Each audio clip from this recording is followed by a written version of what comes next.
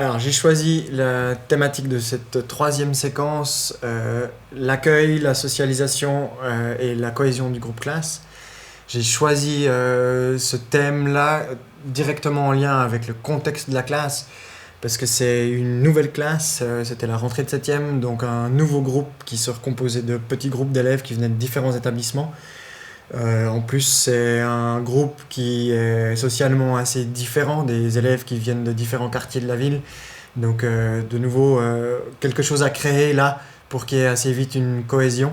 Et donc, j'avais envie de travailler sur l'accueil très vite et puis de faire des activités qui permettent au groupe de se souder rapidement. Cette séquence, elle va amener un climat de classe positif parce que voilà, avec l'idée de souder le groupe dès le début, de faire travailler les élèves ensemble, qu'ils fassent connaissance rapidement, qu'ils apprennent leur prénom rapidement, eh bien, le climat de classe sera positif parce ils vont pouvoir interagir plus facilement, être en collaboration aussi plus vite, donc avec un climat positif de travail et juste même pas dans les moments de travail. Ouais. Les objectifs de la séquence, c'était de faire connaissance de tous les élèves, de permettre à chacun d'exprimer sa personnalité, de ne pas lisser les individualités. Tout le monde arrive dans le groupe, mais c'est pas pour ça qu'on doit disparaître derrière le groupe.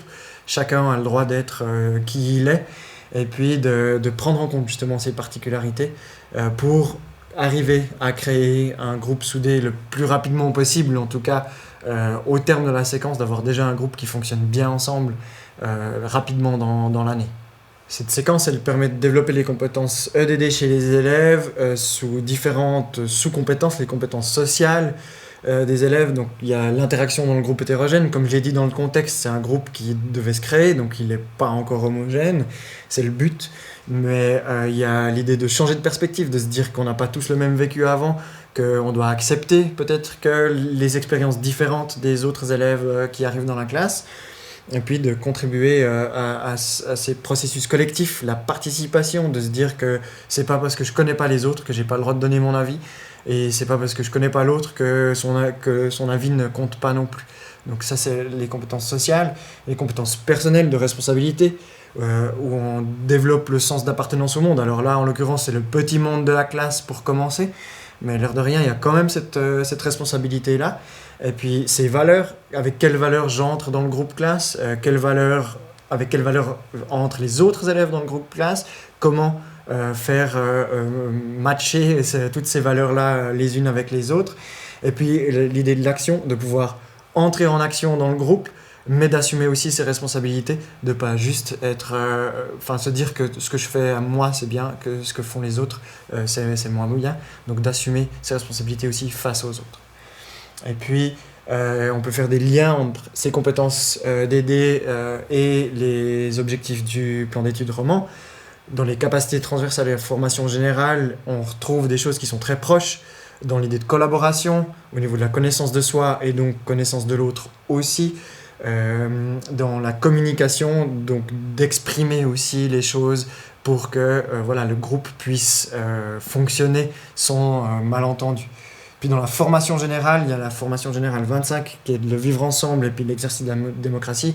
Alors là, on est plus sur le vivre ensemble dans cette séquence-là, mais de reconnaître, c'est ce que j'ai dit aussi auparavant, qu'on n'est pas tous exactement la même chose, et puis de prendre ce qui est positif chez les autres et d'accepter aussi les quelques petits défauts qu'on peut trouver aux autres dans le groupe. Puis s'ajoute à cela, on a pu travailler aussi des objectifs disciplinaires dans cette séquence qui sont plus liés directement à des branches, les maths. Il y a une activité qui s'appelle le Marshmallow Challenge dans lequel on a pu travailler la résolution de problèmes dans l'espace principalement, puis c'est une construction. Et puis c'est surtout l'essai-erreur là, qui est important dans cette expérience-là et qui est très utile aussi en maths, de se dire si j'arrive pas, comment est-ce que je fais, comment est-ce que je change de chemin pour arriver au résultat que j'attends. En français, on a bien sûr fait de l'expression orale pour se présenter, des petits travaux qui ont été faits en amont, et puis justement, les petits travaux en amont, c'est principalement de l'expression écrite, des petits textes que les élèves ont eu à préparer dans les diverses activités. Et puis j'ai réussi aussi à travailler un peu d'anglais dans cette séquence d'accueil, donc autour d'une activité, un blason personnel, où les élèves ont utilisé du VOC. Puis c'est le tout début de l'anglais aussi en 7e, donc les objectifs sont restreints, on va dire, mais n'empêche qu'ils sont déjà confrontés à l'anglais dans cette activité-là. Tout ça, ces objectifs-là, ils sont atteints aussi grâce aux ressources qu'amènent les élèves.